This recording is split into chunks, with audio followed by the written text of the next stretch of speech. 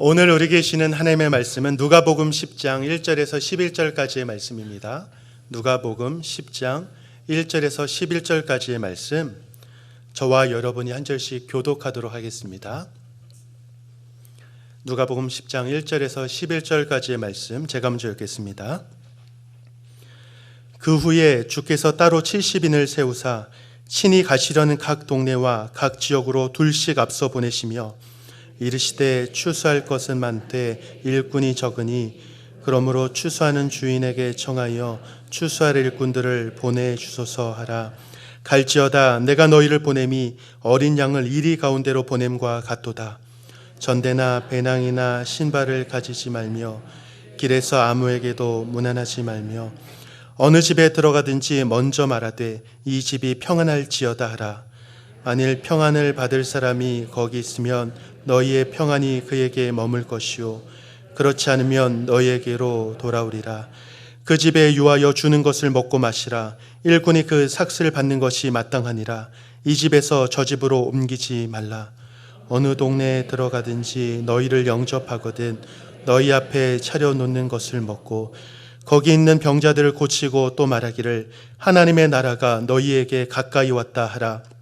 어느 동네에 들어가든지 너희를 영접하지 아니하거든 그 거리로 나와서 말하되, 함께 읽겠습니다. 너희 동네에서 우리 발에 묻은 먼지도 너희에게 떨어버리노라.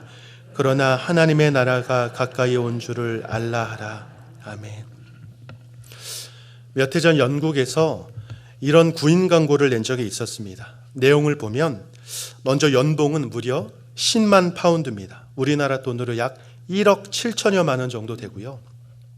근무 지역은 영국의 런던, 그리고 카리브해의 바베이도스 섬, 남아공의 케이프타운, 그리고 미국의 애틀란타로 필요에 따라서 이렇게 옮겨가면서 근무를 하게 됩니다. 물론 모든 이동 비용은 다 이제 부담이 되고요. 또한 미슐랭 출신의 셰프가 만들어진 음식을 매 끼니 먹을 수 있고 값비싼 자동차를 원하면 언제든 운전할 수 있습니다. 어떻게 이 정도면 좀 흥미가 생기시나요? 이런 이야기를 들었을 때 도대체 무슨 일을 하는 직장일까라는 생각이 드실 텐데요. 이 파격적인 대우를 받는 직업은 바로 유모입니다. 유모 아시죠? 아이를 돌보는 유모인데요. 한 부자 부부가 자신의 자녀들을 돌보는 유모를 구하기 위해서 이런 구인 광고를 낸 겁니다. 이 자리에는 이미 이제 사랑하는 그리고 이쁜 손주들 보는 할머니들이 많이 계시리라 생각이 됩니다. 여러분들이 이제 손주를 보려면 다들 이 정도 대우는 받고 계시죠? 우리가 이 정도 받아야 손주 좀 볼 맛이 나지 않겠습니까? 사실 대우만 생각하면 꿈의 직장처럼 보이지만 이 내용을 들여다보면 그렇게 쉽지만은 않습니다. 일단 유모가 보살펴 봐야 할 자녀들은 총 4인데요. 2살, 5살, 7살, 15살입니다. 이 자녀들이 아침부터 저녁 때까지 그 모든 일정을 다 같이 소화해 줘야 되고요. 특별히 수업이 있으면 같이 수업에도 참여해야 되고 하루도 그리고 한시도 눈을 떼서는 안 된다는 그런 조항이 있습니다. 유모 경력이 15년 이상 되어야 한다고 하고요. 여기까지는 그래도 이해가 됐는데 아동 심리학 학위가 있어야 한다라고 이제 그런 조건도 있더라고요. 현지 언론들은 세계에서 가장 대우를 잘 받는 유모지만 이런 모든 조건을 만족하는 사람은 찾기 힘들 것이다. 이렇게 이제 이야기했다고 합니다. 물론 구했는지 못 구했는지는 저는 잘 모르겠습니다. 일이 힘들지만 받는 대우를 먼저 생각한다면 여기에 선뜻 지원해 볼 만한 사람도 있을 것 같고요. 돈도 중요하지만 나의 삶이 더 중요하다라고 생각하는 사람들은 아마 이런 직장에 지원하지 않을 것입니다. 사실 이런 직장이 아니라 할지라도 요즘 시대는 구직자와 구인자 모두가 힘든 시대라고 말합니다. 청년 실업 26만 명을 육박하는 그런 취업난에도 불구하고 청년들의 중소기업 기피 현상은 계속되고 있고 회사들은 뽑을 사람이 없다고 말합니다. 직장을 갖기 위해서 애쓰는 26만 명이나 있는데 회사들은 뽑을 사람이 없대요. 직업에는 귀천이 없다라는 그런 말이 있지만 예전에는 조금 힘든 일을 한다고 할지라도 그 직업 가운데 사명감이 있어서 내가 그 사명감으로 최선을 다하고 힘든 것도 버텨내고 하는 모습들이 있었지만, 시대가 변하면서 요즘은 워라밸이나 또 개인적인 만족을 중시하면서 어떤 일을 선택할 때 사명감은 결여되고 자신의 이익만을 추구하는 모습들도 많이 생겨나는 추세입니다. 직업이라는 것은 사명감과 이윤 추구, 이 두 가지가 같이 가야 하는 것이지만 그것이 균형을 잃게 되었을 때 결국 문제가 생기게 되는 것입니다. 그런데 이런 문제가 단순히 먹고 사는 문제에만 국한된 것이 아니라 특별히 하나님 나라의 일, 하나님 나라를 위해서 헌신하는 일에도 이런 문제들이 좀 있지 않나라는 생각을 해보게 되었습니다. 우리가 살아가는 지금 이 시대는 하나님 나라를 위해서 헌신해야 할 사람들이 많이 필요함에도 불구하고 그 일을 하려고 하는 사람들이 점점 줄어들고 있는 현실이기 때문입니다. 물론 이것은 목사나 선교사와 같은 그런 사람들만 의미하는 것이 아니라 복음을 믿고 하나님의 사명자로 부름받은 우리 모두에게 해당되는 이야기입니다. 사실 하나님 나라를 위해서 헌신해야 하는, 그리고 우리가 전해야 하는 복음은 우리 모두에게 주어진 사명이기 때문입니다. 오늘 우리가 읽은 본문은 하나님께서 하나님의 일을 이루기 위해서 여러 사람들을 세우는 그런 장면입니다. 그런데 당시 상황도 우리가 앞서 살펴봤던 그런 상황과 크게 다르지 않았던 것으로 보입니다. 예수님께서는 이미 누가복음 9장에서 12명의 제자들을 선택하셔서 각 마을로 파송하셨습니다. 그래서 하나님 나라를 전파하도록 명령하셨고 또 여러 일들을 감당하도록 하셨는데, 오늘 본문에서는 또 다른 70명의 사람들을 다시 선택하셔서 그들을 파송하고 있기 때문입니다. 여러분, 이렇게 반복해서 사람들을 세우시는 이유가 무엇입니까? 2절 말씀에 보면 추수할 것은 많되 일꾼은 적으니, 하나님 나라의 복음을 위해서 헌신할 사람들이 많지 않다라는 의미입니다. 복음을 전하고 그 일을 해야 할 사람들이 많지 않다라는 겁니다. 사람이 부족하다는 것이죠. 우리가 예수님께서 공생애의 삶을 사셨을 그 당시를 한번 생각해 보면 예수님 주변에는 늘 많은 사람들이 있었습니다. 하나님의 때가 가까이 왔습니다. 그리고 예수님께서는 이제 조금 있으면 십자가의 사명을 감당하셔야 합니다. 하지만 예수님과 함께 하셨던 그 제자들의 모습은, 누가복음 9장을 보면 그 제자들의 모습은 그 예수님의 모습과는 참 어울리지 않다라는 생각이 듭니다. 각 마을에 다니면서 복음을 전하고 또 예수님의 권능으로 병든 자도 고치고 여러 일들을 감당했지만 정작 그들은 예수님의 순한 예고를 듣고도 그 의미를 제대로 깨닫지 못했습니다. 예수님은 자신이 십자가에 달려 죽으실 것을 말씀하셨지만 제자들은 그것에 큰 관심이 없는 것처럼 보입니다. 특별히 예수님께서 그렇게 심각한 이야기를 하심에도 불구하고 여전히 제자들 가운데 누가 더 큰지를 다투고 있는 그런 모습들만 봐도 예수님의 뜻과는 전혀 상관없는 모습이 바로 제자들의 모습이었습니다. 십자가의 길이라는 중차대한 사명을 앞둔 예수님과는 너무나도 거리가 먼 모습이 바로 제자들의 모습이었습니다. 여러분, 추수를 할 수 있는 때가 정해져 있습니다. 농사를 해보신 분은 아시겠지만, 농사를 해보지 않았어도 그 정도는 상식입니다. 때를 놓치면, 추수해야 할 시기를 놓치면 그 곡식은 말라버리고 썩어버려서 쓸 수가 없습니다. 먹을 수 없다는 거죠. 그렇다면 시기를 놓쳐버리면 아무런 소용이 없게 됩니다. 추수할 때 가장 중요한 것은 추수이지 그 외에 부수적인 것이 아니라는 의미입니다. 그런데 그런 상황에서 추수할 때가 됐는데 추수를 할 사람이 없다는 것은 어떻게 되면 그 남겨진 모든 곡식들을 다 버릴 수도 있는, 그 모든 곡식들을 다 썩어지게 만들 수도 있는 너무나 중요한 문제라는 것입니다. 그만큼 복음을 전하고 생명을 전하는 일이 시급한 일임을 예수님께서는 지금 말씀하고 계신 것입니다. 예수님께서는 이렇게 추수할 것은 많지만 정작 그 추수를 해야 할 일꾼이 적은 상황에서 하나님의 뜻을 이루기 위해서 그 귀한 사명을 감당할 70명의 사람들을 선택하셔서 보내고 계신 것입니다. 그런 관점에서 보면 오늘 예수님께서 세우신 이 70명의 사람들은 우리의 표현대로 하면 하나님 나라의 복음을 위해 부름받은 하나의 전도대라고 말할 수 있습니다. 하나의 전도팀이기도 하고 또 2인 1조씩 하나님의 부르심을 받은 그런 팀이기도 합니다. 그들이 여러 동네에 다니면서 결국 전하야 했던 것은 바로 하나님의 나라가 가까이 왔다라는 사실이고 그것이 바로 복음이기 때문입니다. 예수님께서는 바로 이 복음 사역을 가장 중요하게 여기셨다는 것을 우리는 이 본문을 통해서 깨닫게 됩니다. 그런데 여러분, 어떤 리서치를 보니까 신앙생활하면서 가장 힘든 것이 무엇인가라는 질문에 많은 성도님들이 전도라고 답했다고 합니다. 사실 많은 성도님들이 신앙생활을 하면서도 이 전도에 있어서 현실의 벽에 부딪히게 된다는 거죠. 전도를 해야 된다는 것을 모르는 사람은 없지만 현실의 벽에 부딪혀서 실제로 그 일을 어렵게 느낀다는 것입니다. 사실 왜 그럴까 생각을 해보면 솔직히 우리가 살아가는 우리의 현실은요, 세상에서 우리의 신앙을 지켜내는 것만으로도 참 버겁습니다.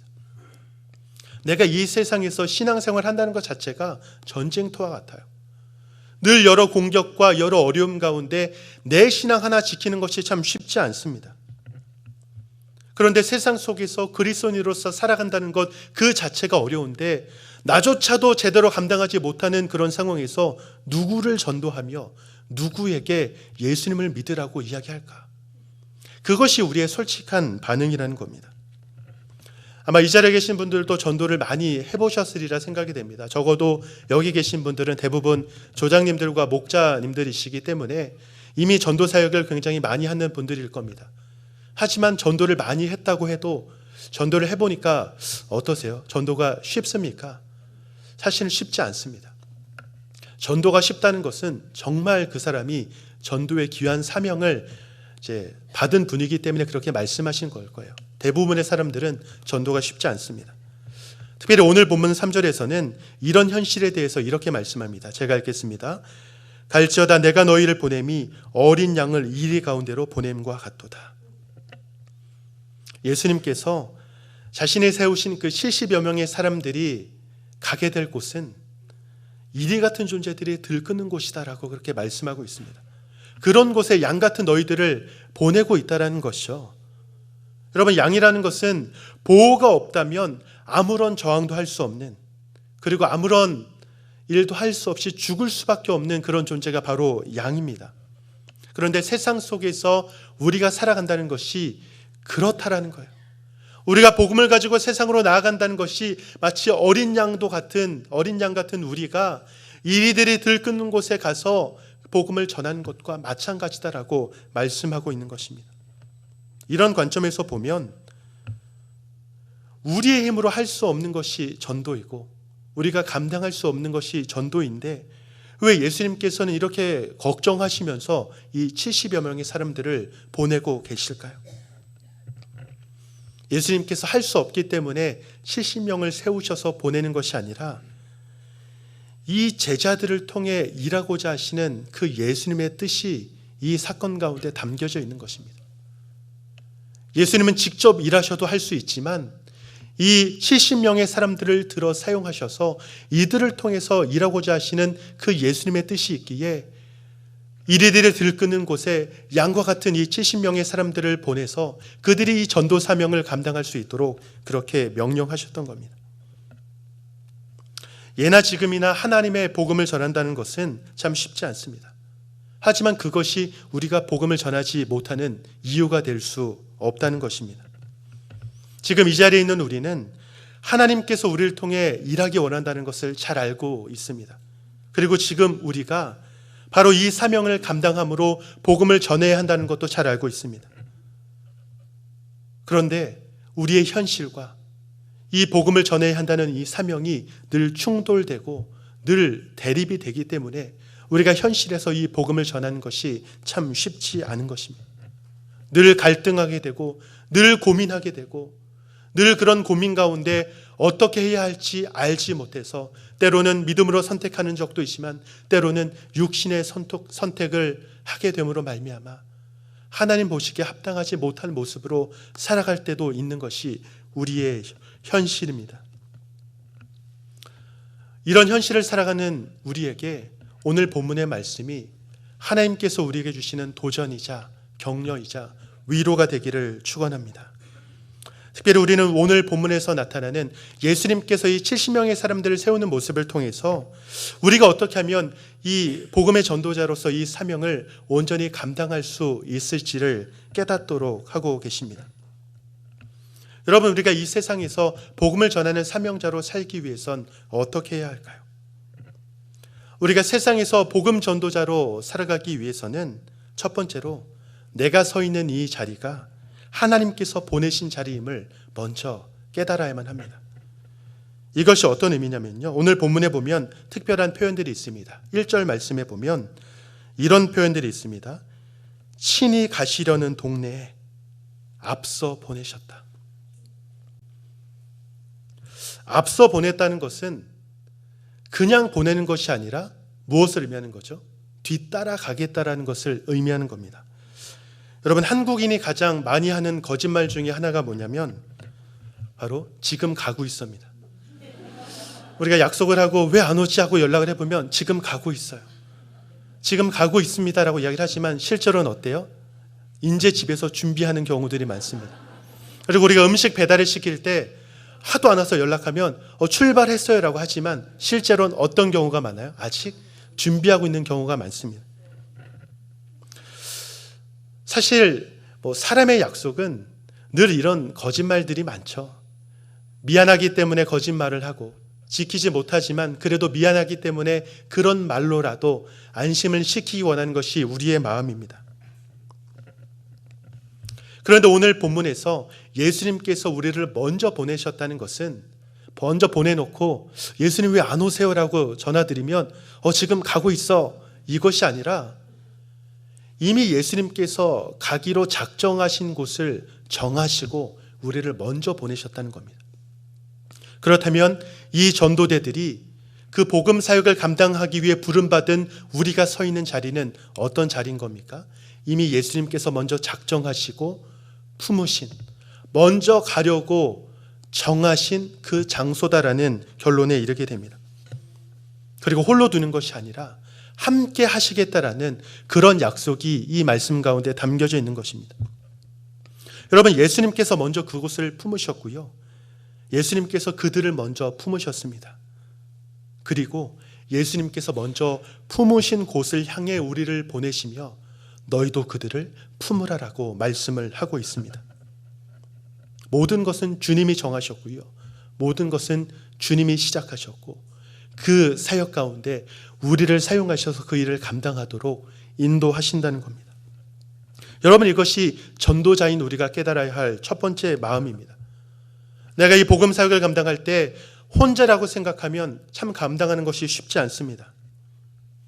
특별히 복음이 잘 전해지지 않는 그런 현장에 내가 있을 때는 참 홀로 신앙생활을 한다는 것이 쉽지 않습니다. 그래서 복음을 전할 용기조차 내지 못하는 것이 우리의 솔직한 마음입니다. 특별히 가정에서 혼자 신앙생활하는 분들은 아마 많이 공감이 되실 겁니다. 내 가정에서 나 혼자 신앙생활 한다는 것 참 쉽지 않습니다. 홀로 신앙생활 한다는 것, 여러 공격으로부터 내 신앙을 지킨다는 것 참 쉽지 않습니다. 그런데 그것보다 더 힘든 것은 그들을 전도해야 하는데 그것이 너무 쉽지 않다는 것입니다. 믿지 않는 가족 때문에 때로는 눈물 흘리면서 기도하면서 가슴을 치며 애통해하는 것이 그 가정 가운데 홀로 신앙생활하는 우리의 모습이 아닙니까? 그런 우리가 이 사실을 깨닫게 되기를 축원합니다. 나 혼자가 아니에요. 내가 서 있는 그 가정, 내가 서 있는 그 직장, 내가 서 있는 그 공동체는 하나님께서 먼저 품으셔서 우리를 보내신 곳입니다. 그리고 하나님께서 그들을 먼저 품으시고 우리를 통해서 일하기를 원하시기에 우리를 그곳 가운데 보내신 겁니다. 우리가 그 마음으로 복음을 전하고 예수님을 전할 때 하나님께서 우리를 통해 일하실 줄로 믿습니다. 그렇다면 우리의 자세는 뭐예요? 하나님께서 우리와 함께 하시기에, 하나님께서 먼저 품으셨기에 우리는 그 사실을 믿으며 포기하지 않고 그 복음을 전하는 사명을 감당하는 것입니다. 바라기는 이 자리에 있는 모든 우리 성도님들이 하나님께서 맡겨주신 그 영혼을 부르시는 그날까지 포기하지 않고 그 귀한 사명을 감당하는 여러분들이 되시기를 주님의 이름으로 간절히 축원합니다. 두 번째로는요, 복음 전도는 전적으로 하나님을 의지할 때 시작이 됩니다. 오늘 보면 4절과 5절 말씀을 보면 예수님께서 70명의 제자들 보내면서 특별한 명령을 하십니다. 4절과 5절 말씀, 전대나 배낭이나 신발을 가지지 말며 길에서 아무에게도 문안하지 말며 어느 집에 들어가든지 먼저 말하되 이 집이 평안할지어다 하라. 여러분, 각 동네로 보내시는 거잖아요. 각 지역으로 보내시는데 전대, 배낭, 여분의 신발을 가지지 말라고 말씀합니다. 여러분, 어디를 여행할 때 이것들은 반드시 필요한 겁니다. 그런데 왜 예수님은 그들을 보내면서 여러 것들을 다 무장하고 다 가진 채로 가야 더 많이 할 수 있을 텐데, 더 열심히 할 수 있을 텐데 이런 것들을 가지고 가지 말라고 말씀을 하실까요?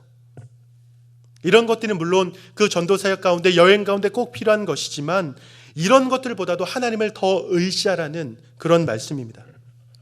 마치 이스라엘 백성들이 광야에서 매일의 만나로 하나님을 의지하며 살았던 것처럼 복음을 전하는 그 자리 가운데 세상적인 것, 너희의 필요, 너희가 원하는 것, 그런 것 의지하지 말고 전적으로 하나님을 의지하면서 하나님의 일하심을 기대하라라는 그런 말씀입니다. 그래서 길에서도 아무에게도 문안하지 말라고 하세요. 왜요?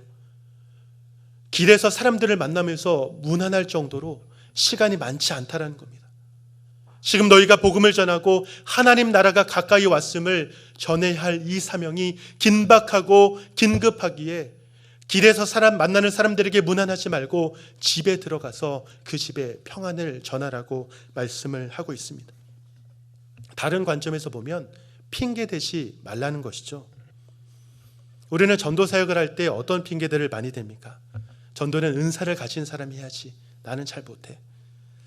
목사님, 전도사님들만 전도하면 되지, 전도사님들은 전도하라고 이름도 전도사냐?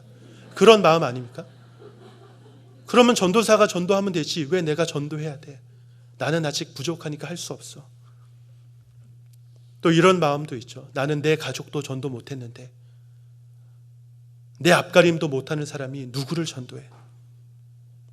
때로는 지금의 내 모습이 이런데 누가 나를 보고 교회에 오겠어? 어떤 책을 보니 이런 제목이 있었습니다. 마음이 없으면 핑계만 보이고 마음이 있으면 길이 보인다. 우리가 전도하지 못할 핑계, 이유는 없습니다. 전도는 우리가 하나님을 전적으로 의지할 때 시작이 되는 거예요. 내가 어떻게 해야지, 내가 잘해야지, 이게 중요한 것이 아니라 하나님을 전적으로 의지하고 신뢰할 때 시작이 되는 겁니다. 오히려 우리 가운데 이런 핑계들이 늘어가기 시작한다면 그것이 전도하지 못하는 이유가 되는 것이 아니라 우리가 더 하나님을 신뢰하고 하나님을 의지해야 할 신호가 된다는 것을 우리가 깨달아야만 하는 것입니다. 그런 상황 가운데 처한 성도님들이 계시다면 더욱더 간절히 하나님을 의지하시기 바랍니다. 우리가 하나님을 의지하고 하나님을 전적으로 신뢰할 때 우리의 삶을 통해서 복음이 전해지고 생명이 살아나는 그런 은혜가 시작될 줄로 믿습니다. 그런 귀한 사역을 감당하는 저와 여러분이 되기를 간절히 축원합니다. 마지막 세 번째로 우리는 하나님의 권세를 위임받은 대리자라는 것을 기억해야 합니다. 이어지는 8절에서 11절까지의 말씀을 보면 이 70인의 제자들이 겪게 될 상황에 대해서 이렇게 말씀을 합니다. 제가 읽어드리겠습니다. 어느 동네에 들어가든지 너희를 영접하거든 너희 앞에 차려놓는 것을 먹고 거기 있는 병자들을 고치고 또 말하기를 하나님의 나라가 너희에게 가까이 왔다 하라. 어느 동네에 들어가든지 너희를 영접하지 아니하거든 그 거리로 나와서 말하되 너희 동네에서 우리 발에 묻은 먼지도 너희에게 떨어버리노라. 그러나 하나님의 나라가 가까이 온 줄을 알라 하라. 여러분, 이들이 파송돼서 가게 될 현장은 녹록치 않았습니다. 뭔가 예수님이 보내면 많은 일들이 일어날 것 같은데 이들을 영접하는 곳도 있고 영접하지 않는 곳도 있을 것이다 라고 말씀하고 있습니다. 그런데 이것이 중요하지 않다라고 말씀하고 있습니다. 전도자들을 영접하고 영접하지 않고는 그 전도자들의 능력에 달려있는 것이 아니기 때문입니다. 오늘 본문을 보면 이 70여 명의 사람들을 세울 때 그 70명의 사람들이 어떤 사람인지에 대해서는 전혀 기록하고 있지 않습니다. 그 사람들이 어떤 능력을 가지고 있는지, 그 사람들이 어떤 대단한 것을 가지고 있는지 전혀 이야기하지 않습니다. 하지만 특정 70명을 세우셔서 그들을 2인 1조로 보내셨다라는 그런 기록밖에 없어요. 그런데 그들이 복음을 전하러 하나님 나라가 가까이 왔음을 전하게 될 때 그것을 받아들이는 사람도 있고 받아들이지 않는 사람도 있다고 이야기를 합니다. 전도자들을 영접하고 영접하지 않고는 전도자의 능력에 달려있는 것이 아니라 그들은 어떤 존재냐면 그저 하나님의 그 사명, 그 하나님의 사명을 부여받아서 대신 전하는 대리자에 불과하다라는 그런 말씀입니다. 16절에 보면 이렇게 말씀을 하죠. 너희 말을 듣는 자는 곧 내 말을 듣는 것이요 너희를 저버리는 자는 곧 나를 저버리는 것이요 나를 저버리는 자는 나 보내신 이를 저버리는 것이라 하시니라. 예수님께서는 이 70명의 사람들을 보내실 때 그냥 보내시는 것이 아니라 그들에게 위임하셨다고 말씀을 합니다. 너희 말을 거절하는 것, 너희 말을 듣는 것이 결국 내 말을 듣는 것이고 하나님의 말씀을 듣는 것이다.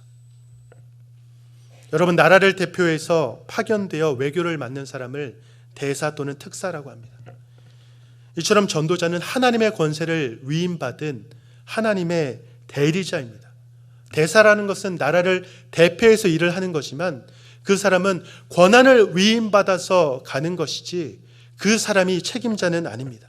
그저 그 전할 내용을 가서 전하기만 하면 되는 것이죠. 우리의 역할이 이거라는 겁니다.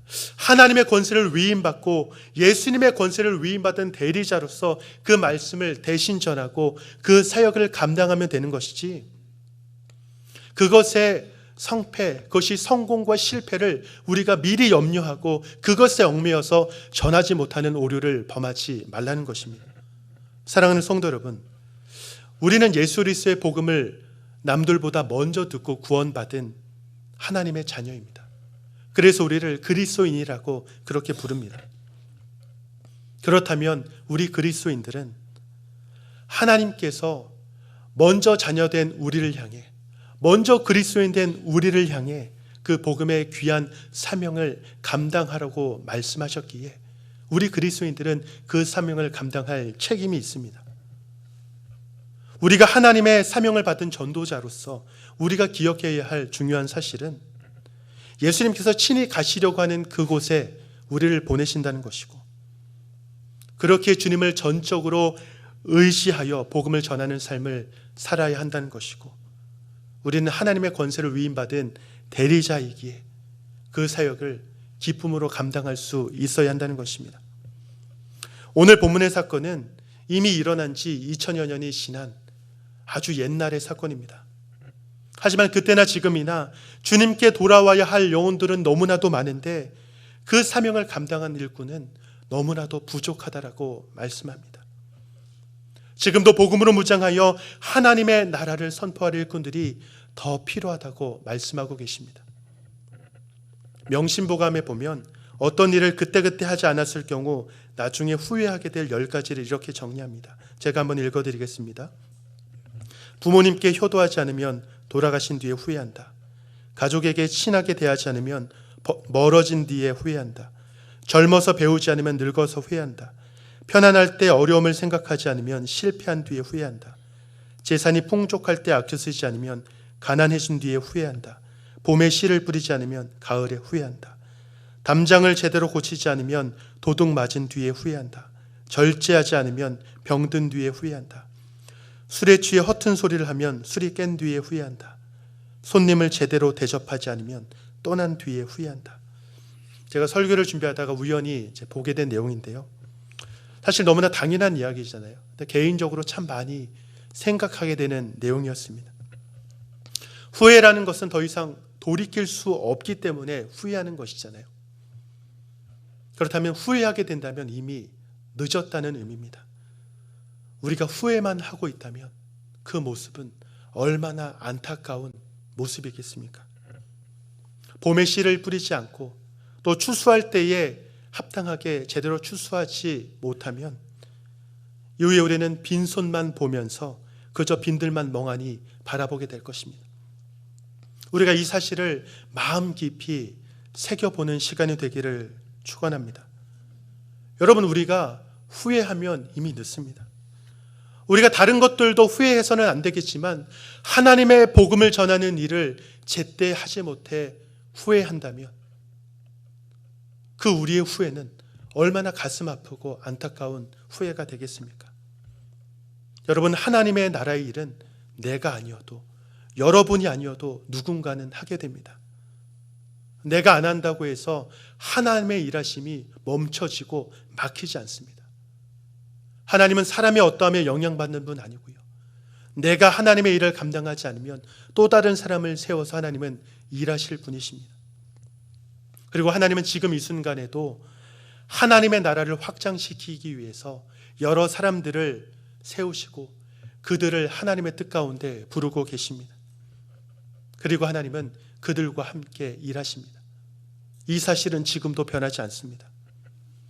하지만 그런 하나님의 일하심 앞에서 우리의 사명감이 결여된 채 그저 내 유익만을 구하고 내 신앙만을 돌보는 데 급급해서 다른 영혼에게 관심 갖지 않고 그들에게 복음 전하는 것을 등한시하고 있다면 그 삶은 과연 하나님께서 기뻐하시는 삶이라고 말할 수 있겠습니까? 내가 매일 모든 예배를 참석하고 내가 매일 몇 시간 기도하며 내가 하루의 말씀을 얼마나 많이 읽는 그런 열심이 있다 할지라도 그 가운데 하나님 나라를 위해서 복음을 전하고자 하는 마음과 열심이 없다면 한 영혼을 바라보시는 그 하나님의 마음을 느끼지 못하고 내 신앙에만 급급해 있다라면 과연 그 모습은 참된 신자의 모습이라고 말할 수 있겠습니까? 우리는 요즘 하나님께서 영혼을 부르시고 또 우리를 통해 일하시려고 준비하고 있는 새 생명 축제를 계획하고 준비하는 가운데 있습니다. 그리고 지난 몇 주간 목장에서 VIP를 작정해서 어떤 영혼들을 품을 수 있을까 그 과정의 시간들을 보내고 있습니다. 우리가 그런 하나님의 계획 가운데 그저 참여자가 아닌 그 하나님의 계획을 이루어내는 그런 하나님의 일꾼으로 쓰임받게 되기를 축원합니다. 특별히 그렇게 되기 위해서 우리 간단하게 두 가지만 같이 적용하기 원하는데요. 먼저 우리가 속한 목장에서 서로가 서로의 전도의 동역자, 기도의 동역자로 서기로 결단해 주시기를 부탁드립니다. 복음은 함께 전할 때 더 능력 있게, 더 귀하게 전할 수 있습니다. 물론 목장에서 VIP를 작정할 때 각자 개인의 VIP를 작정을 하겠지만 이 목장 안에서는 함께 그들이 주님께로 인도되는 모든 과정을 기도함으로 또 같이 애씀으로 이루어가는 그런 동역자로 서게 되기를 소망합니다. 그렇게 목장에서 함께 그 모든 것들을 감당하고 동역할 때에 하나님께서 여러분의 목장을 통해서 일하게 되실 줄로 믿습니다. 그리고 또한 적용하기 원하는 것은 이번 기회를 통해서 전도에 대한 두려움과 어려움을 한번 극복해내는 그런 결단이 있기를 소망합니다. 하나님이 여러분과 함께 하십니다. 하나님은 우리를 홀로 보내시고 뒤에서 지켜만 보고 계신 분이 아니라 우리를 먼저 보내시며 우리와 함께 일하시는 분이십니다.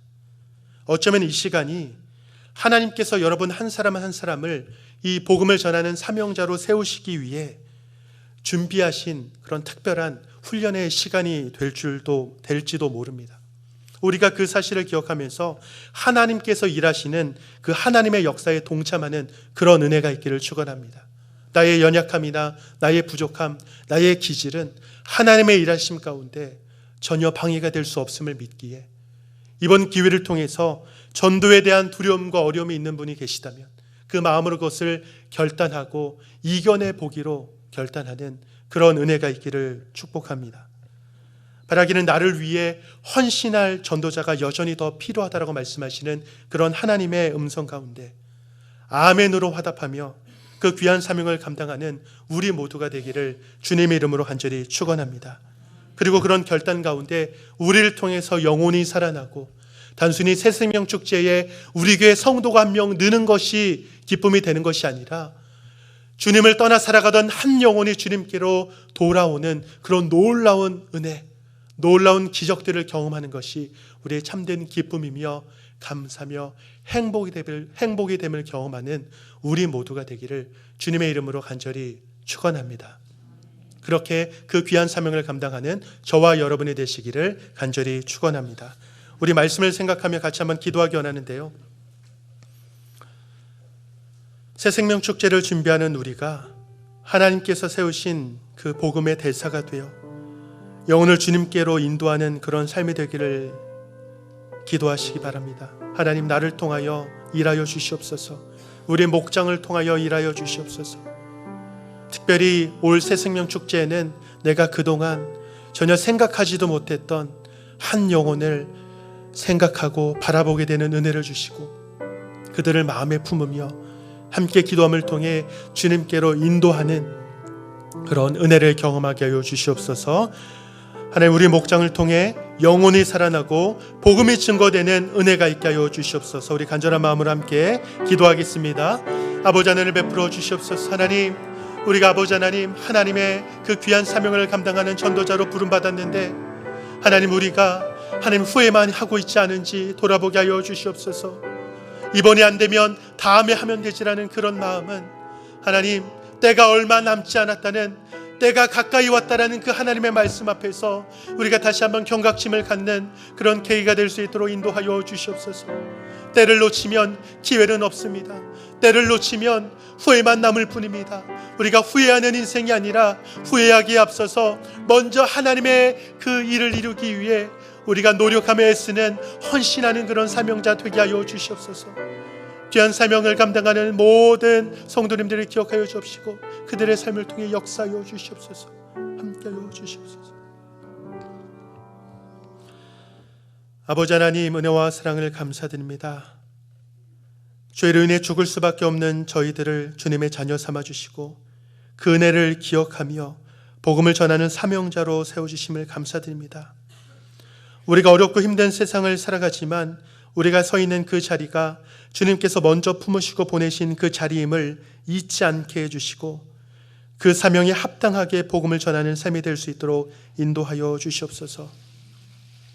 우리는 늘 때를 놓쳐 후회하는 것이 일상이지만 복음에 있어서는 후회하는 그런 뒤늦은 모습이 아니라 하나님께서 우리에게 마음 주실 때에 그때를 놓치지 않고 그때에 합당하게 복음을 전하며 그 주님의 사명을 감당할 수 있는 은혜를 더하여 주시고 특별히 새생명 축제를 준비하며 마음으로 한 영혼을 품을 때에 그 가운데 주님께서 일하시는 주님의 역사를 목도하는 은혜를 허락하여 주시옵소서. 새생명 축제의 모든 과정 가운데 주님 저희들을 사용하여 주시고 저희들을 통해서 많은 영혼들이 주님 앞에 돌아오게 되는 은혜를 허락하여 주시옵소서. 특별히 준비하는 손길 가운데 주님께서 함께하여 주옵시고 많이 힘들고 어려운 모든 과정이 된다 할지라도 하나님께서 지혜 주시고 능력 주시고 함께해 주셔서 준비하는 모든 과정 가운데 하나님 함께하여 주시옵소서. 지금은 우리 구주 예수 그리스도의 은혜와 아버지 하나님의 극진하신 사랑하심과 성령의 교통하심이 한 영혼을 귀하게 여기시는 주님의 마음을 깨닫고 하나님의 부르심에 걸맞게 하나님의 나라의 복음을 전하는 삶을 살아가기로 결단하는, 뒤늦게 후회하기보다 하나님의 때에 귀하게 쓰임받기로 믿음으로 결단하는 사랑하는 성도님들 머리머리 위에, 그리고 남소련의 교회 위에 이제로부터 영원까지 함께 있을지어다. 아멘.